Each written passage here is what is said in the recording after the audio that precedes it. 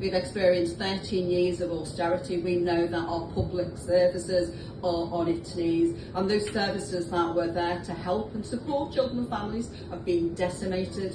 And I say that because before I was elected as an MP, I worked for the DfE to establish short stop programmes throughout Manchester and Greater Manchester, and I know that early intervention and integrated working practices was beneficial, and it worked. Because I know from talking to health professionals and teachers in those areas that anecdotally that those children that use the services of Sure Start benefited.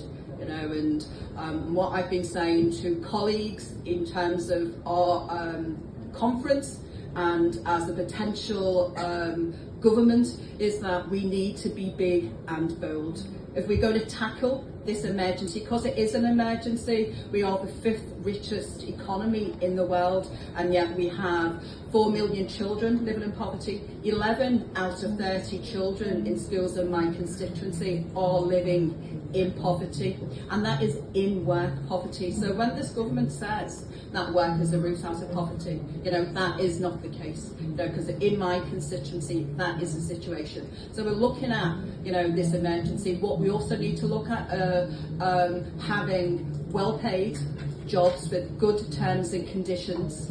We need to be having services that meet the needs, but we also need to look at, and what I've been campaigning for the last couple of months, is the removal of the 2-child cap, because we know that the removal of the 2-child cap will take 250,000 children out of poverty immediately. And I'm very pleased to be the Vice Chair of the APPG, Child and North. We've produced some amazing reports, but it's about how we use the recommendations in those reports to move things forward. And again, I think that's incumbent on all of us. It's incumbent on politicians to make that happen, because I think all too often we produced amazing reports. NHSA launched their Child of the North report last year, startling facts and figures in terms of the regional disparities, and we know that austerity has impacted significantly